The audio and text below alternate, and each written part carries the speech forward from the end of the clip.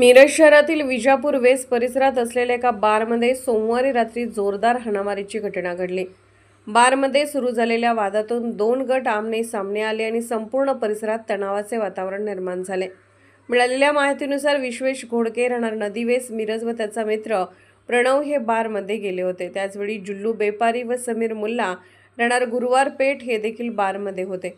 विश्वेशने काउंटरवर वाद घालण्यास सुरुवात केली आणि अचानकच बारमधील काचफोड व तोडफोड सुरू केली। यावेळी उपस्थित असलेल्या जुल्लू व समीरने त्याला विरोध केला, त्यामुळे वाद उग्र बनला। त्यानंतर विश्वेशने जुल्लू व समीरला शिवीगाळ व मारहाण केली। परिस्थिती अधिक बिघडल्याने जुल्लूने आपल्या समर्थकांना बोलावले।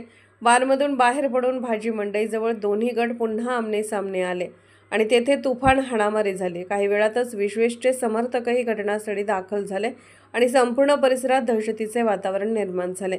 पोलिसांनी तातडीने घटनास्थळी धाव घेतली आणि हस्तक्षेप करत दोन्ही गटांना पिटाळून लावले। यावेळी विश्वेश पळून गेला तर प्रणवला पोलिसांनी ताब्यात घेतले। घटनेनंतर बेपारी आणि मुल्ला यांचे समर्थक मोठ्या संख्येने पोलीस ठाण्यासमोर जमले। त्याचवेळी विश्वेशचे काही समर्थकही तेथे पोहोचल्याने पुन्हा एकदा गोंधळ झाला। यामध्ये विश्वेशच्या एका साथीदाराला बेदम मारहाण करण्यात आली। शहर पोलिसांनी दोन्ही गटावर नियंत्रण मिळवत परिस्थिती आटोक्यात आणली असून या प्रकरणी दोन्ही गटाविरुद्ध गुन्हा दाखल करण्याची प्रक्रिया सुरू आहे।